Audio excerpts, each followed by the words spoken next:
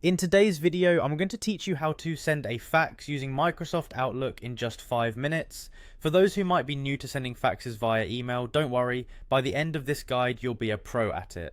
Let's dive right in. First, you'll need to open Microsoft Outlook. You can do this by navigating to the Outlook site or opening your Outlook application if you have it installed on your device. This is the gateway for managing your emails efficiently, and now even your faxes. Once you're on the Microsoft Outlook homepage, look to the top right hand corner and you'll see a sign in button.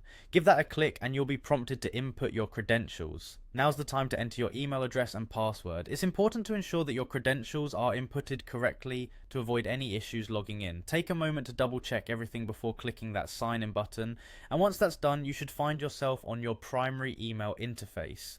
With Outlook open and ready to go, your next step is to create a new email. Head over to the upper left corner of Outlook's interface and click on New Email. This is where you'll start to set up your fax. Next comes adding a recipient. In the To field, you'll input the fax recipient's number followed by the fax service provider's domain.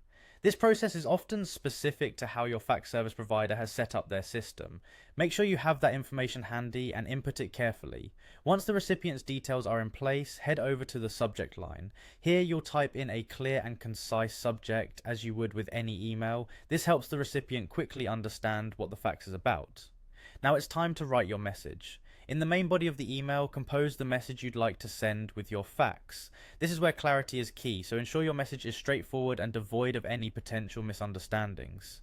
Finally, review everything to make sure that all the information is correct. You want to confirm the recipient's details and ensure your subject line and message content are properly outlined. Once you're satisfied, all that remains is to click send, and there you have it. You've just sent a fax using Microsoft Outlook. Remember, practice makes perfect, so don't hesitate to try this a few times to get comfortable. Thanks for joining me today, and happy faxing.